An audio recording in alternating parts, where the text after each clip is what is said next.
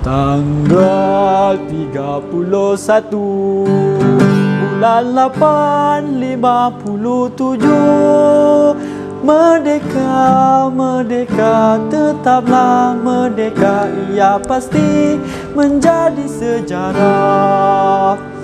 Baik para pelajar, selamat pagi dan selamat sejahtera saya ucapkan kepada semua para pelajar di seberang sana. Hey! Hari ini kita akan membincangkan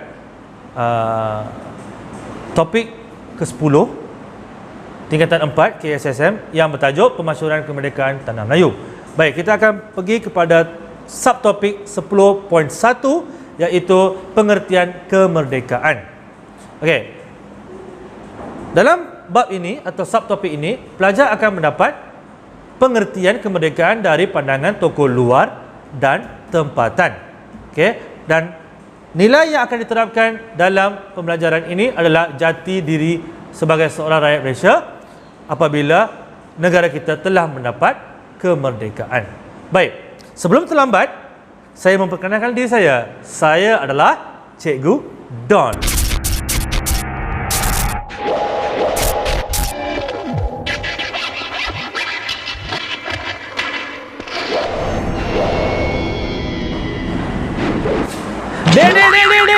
Itu lain. Saya Cikgu Don. Merdeka. Merdeka. Merdeka. Merdeka! Merdeka! Merdeka! Merdeka!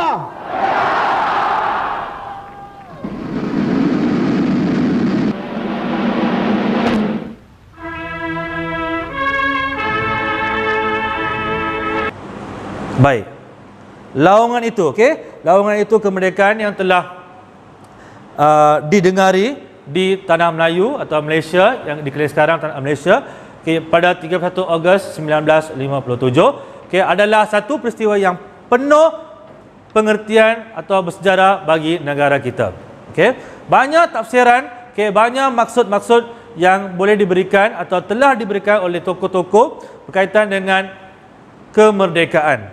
Okey, paling utama dan paling lazim kita dengar adalah merdeka membawa erti bebas daripada sebarang kencaman kuasa asing. Kerana-Mu kami menangkap tuan, kerana-Mu kami bangsa berjaya, kerana-Mu kami hidup selesa, nikmat budi kemakmuran negara, kerana-Mu kami bebas merdeka. Maksudnya kita bebas, kita keluar daripada cengkaman kuasa asing. Siapa-siapa yang menjajah negara kita, kita keluar daripada cengkaman mereka, jajahan mereka.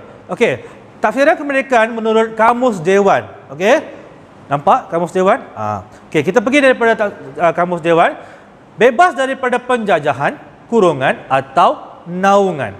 Okey, setiap satu perkataan itu ada maksud dia tersendiri. Tetapi untuk keseluruhannya, merdeka keluar daripada ketiga-tiga tafsiran tersebut, iaitu penjajahan, kurungan atau naungan. Okey, negara yang merdeka juga bermakna negara yang berdaulat. Maksud daulat, ia mempunyai kuasa tertinggi. Maksud kuasa tertinggi, kuasa untuk menentukan apa sahaja di negara tersebut. Okey, maksudnya rakyat mempunyai kuasa tertinggi untuk menentukan hala tuju negara mereka. Okey, sekarang kita akan lihat beberapa tokoh. Okey, beberapa tokoh yang memberi tafsiran kemerdekaan daripada perspektif mereka. Yang pertama kita akan lihat iaitu Syed Jamal Al-Din Al-Afgan, Rashidi Rida, Mahatma Gandhi, Nelson Mandela, Soekarno, Tunku Abdul Rahman, Tunku Temenggung, juga anak Baring, Tun Fuad Stevens dan Tun Dr. Mahathir Mohamad. Okey, kita tengok satu persatu, tapi saya cuba rangkumkan apa yang mereka katakan. Permulaannya, kita tengok Syed Jamal Al-Din Al-Afgan dan Rashidi Rida, iaitu merupakan tokoh gerakan PAS Islamiyah di Mesir. Okey. Apa yang mereka katakan? Pertama, menurut Syed Jamal Al-Din Al-Afghani, perjuangan bagi menghadapi penjajah hendaklah disertai semangat kebangsaan, iaitu jin Syiah dan cinta akan tanah air yang merdeka, wataniyah. Beliau yakin rakyat perlu membebaskan diri daripada pencerobohan pihak luar dengan bersatu padu bagi mempertahankan maruah diri, bangsa, agama dan negara. Saya ulang balik, di sini ada perkataan bebas. Okey, seterusnya, menurut Rashid Rida, kedaulatan dan kekuatan sebuah negara adalah untuk membebaskan diri daripada penjajah barat. Baginya, kedudukan sebuah negara adalah dengan menghidupkan sistem khalifah dan menghapuskan ikatan perkauman. Okey, di sini juga ada ditekankan perkataan bebas. Okey. Okey. Seterusnya kita pergi kepada salah satu tokoh yang berada di India, iaitu Mahatma Gandhi. Okey, beliau juga memperjuangkan pembebasan rakyat India daripada belenggu kemiskinan dan penindasan kasta. Okey, apa yang beliau katakan? Mengatakan bahawa kemerdekaan perlu merangkumi politik, ekonomi dan moral. Setiap negara berhak menguruskan sendiri negaranya, walaupun sukar, supaya setiap komuniti hidup dalam harmoni. Okey? Beliau tak mengatakan atau tak ada perkataan kebebasan, tetapi beliau ada mengatakan kemerdekaan ini merangkumi politik, ekonomi dan moral. Maksudnya dia telah mengatakan secara tersiratnya mesti bebas daripada segala elemen-elemen atau aspek-aspek ini. Okey, seterusnya kita pergi kepada Nelson Mandela. Siapa beliau? Tokoh pejuang kemanusiaan yang membebaskan rakyat Afrika daripada penindasan dasar apartheid di Afrika Selatan. Okey? Okey, beliau berpendapat bahawa kebebasan bukan satu pertempuran untuk melawan satu kumpulan atau satu warna kulit, tetapi satu pertempuran terhadap sebuah sistem yang menindas. Kebebasan boleh dicapai melalui politik, bebas daripada penghambaan, kemiskinan dan penderitaan.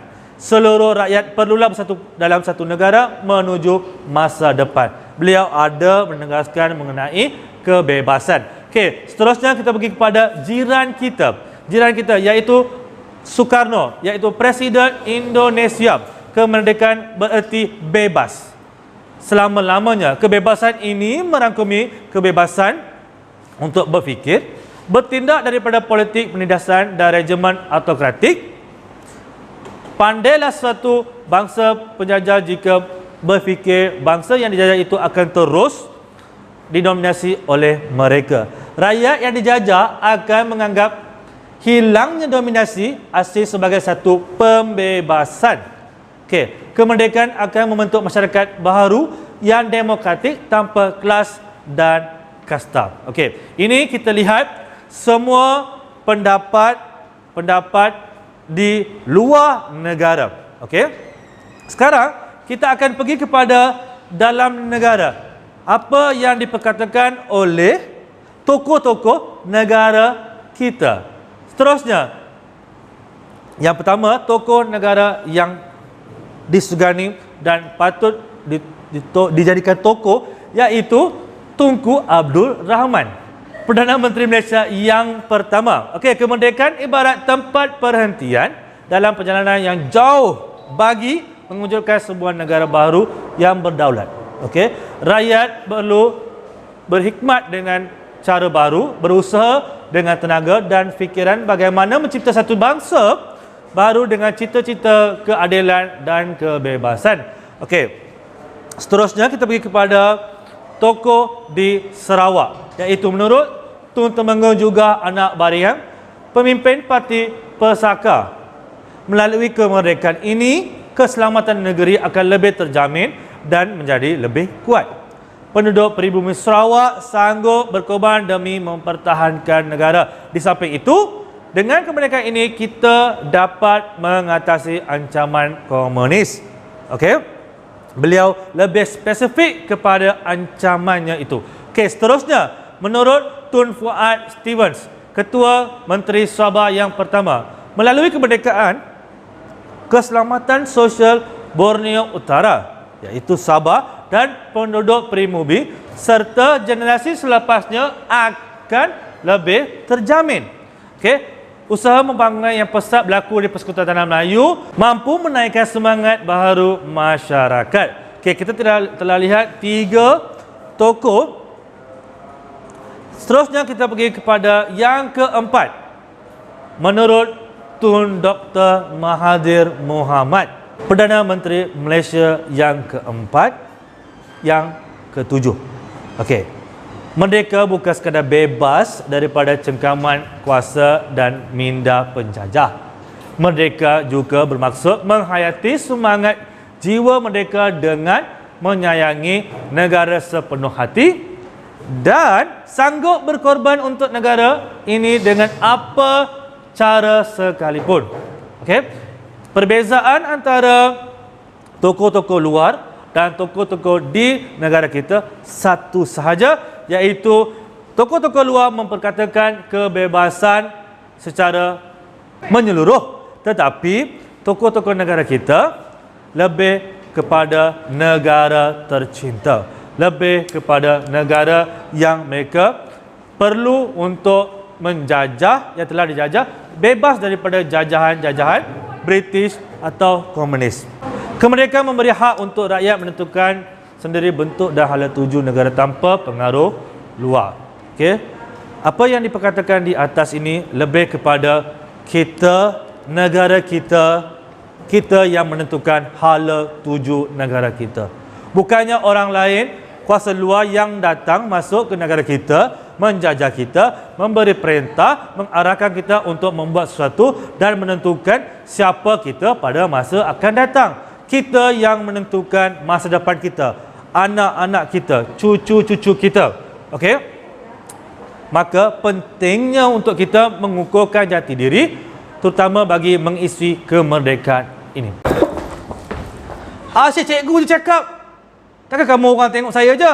Sekarang saya nak tanya beberapa soalan. Sugu? Ya. Sugu Pavitra? Ya, cikgu. Jangan asyik masak saja. Jawab soalan saya. Boleh, cikgu. Okey. Ada seorang tokoh yang menggunakan dua istilah. Yang pertama adalah jin Syiah dan yang kedua Wataniyah. Siapa tokoh itu dan apa maksud istilah tersebut? Sama sebut cikgu nama dia. Sugu, cuba Sugu. Cuba cikgu. Sayyid Jamal Aldin. Betul kan cikgu? Belakang satu lagi nama, satu lagi. Al-Afghani. Betul. Okey, apa maksud jin Syiah, Sugu? Semangat kebangsaan cikgu.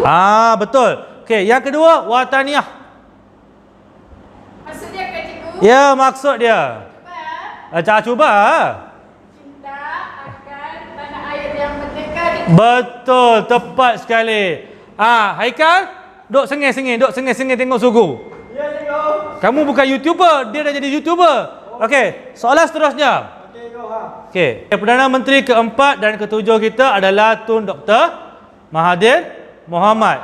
Okey, apa yang dia cuba sampaikan kepada kita berkaitan dengan kemerdekaan dalam ayat kamu sendiri? Ayat saya kan cikgu? Saya tak nak kamu baca. Saya nak kamu gunakan ayat kamu sendiri. Dr. Mahathir ni dia bagi tahu kita supaya kita bukan saja merdeka, maknanya bebas daripada penjajah. Maknanya kita kena merdeka dengan sepenuh hati, cikgu.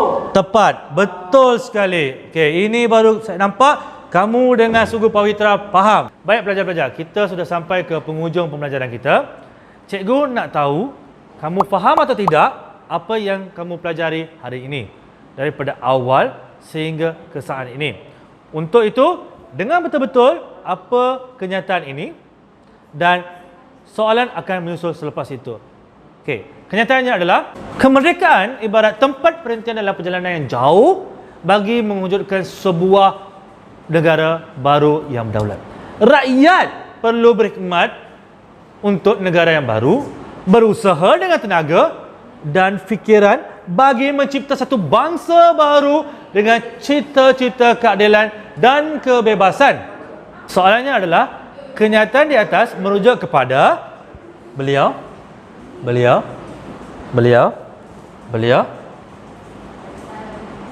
Jawapannya di tangan anda. Sebelum terlupa, sekian. Terima kasih. Jumpa lagi.